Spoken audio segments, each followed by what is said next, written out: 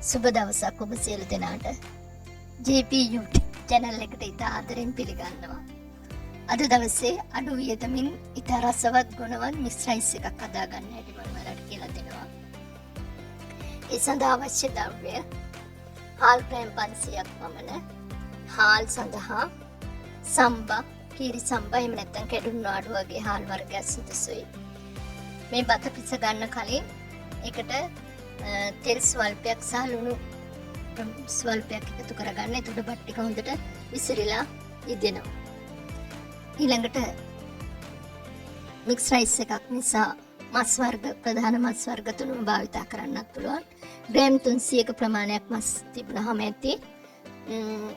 හරක් මස් සහ උරු මස් පාවිච්චි කරනවා නම් ඒ දෙක කලින් ලුණු විනාගිරි ගම්බරිස් කුඩු ටිකක් දාලා තඹගලා ගන්න. මේවා හොඳට හීනියට ලියා ගන්න. කුකුල් මස් ටිකත් හීනියට ලියා ගන්න, කපා ගන්න. එතකොට ග්‍රෑම් 300ක ප්‍රමාණය මස් තියෙනවා වෙන වෙනම.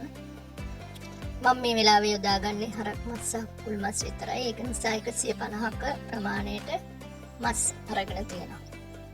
ලොකු පිටර 3ක් ගන්න.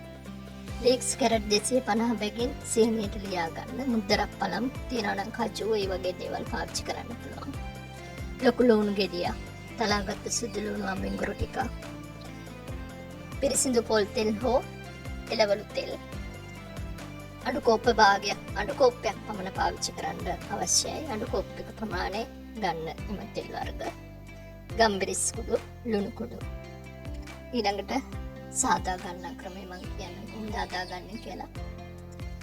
ඉස්ලාම භාජනයේ ලිපේ තියලා තෙල් ටික දාගන්න. හොඳින් රත් වෙනකොට ඒකට සීනිව කපාගත්තු කුකුල් මස් ටික එකතු කරන්න. ඒ බැදීගෙන එන විට ඒකට හරක් මස් ටිකත් එකතු කරනවා. හරක් මස් ටික හොඳට බැදුනට පස්සේ මස් වර්ග දෙක ඊළඟට ලොකු ලුණු, සුදු ලුණු සහ මුංගුරු එකතු කරනවා. ඊළඟට ඒකත් හොඳට බැදෙනකොට හරි සුවඳයි ඒක බැදෙනකොට. ඊළඟට ඒක බැදෙන අවස්ථාවේදී විතර එකතු කරගන්නවා. ඊළඟට කැරට් ටිකත් එකතු කරගන්න. මේ හැම දෙයක්ම හොඳට මිශ්‍ර කරගන්න. ඉතා හොඳින් මිශ්‍ර කරගන්න අවශ්‍යයි. මිශ්‍ර වෙච්ච තරමට තමයි මේකේ රස එන්නේ. ඊළඟට මුද්දරක් පළන් කජු තියනවා නම් ඒවත් මිශ්‍ර කරගන්න. ඊට පස්සේ මේ හොඳට මිශ්‍ර වුණාට පස්සේ මේකට ලුණු කුඩු සහ ගම්බිරිස් කුඩු එකතු කරගන්න.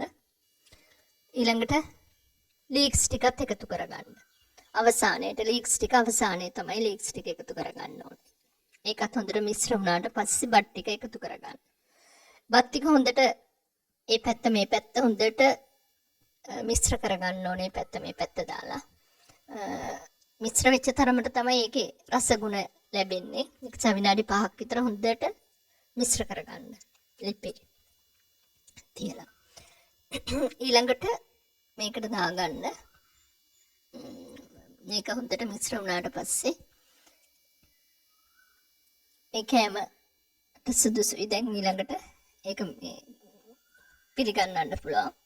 පවුලේ සියලු දෙනාටම එකට එකතු වෙලා ඉතා ප්‍රණීත, රසවත්, ගුණවත්, පිරිසිදුව සාදා ගන්න ලද කෑම වේලක් ඔයගලන්ට හදා ගන්න පුළුවන් මේ විදිහට.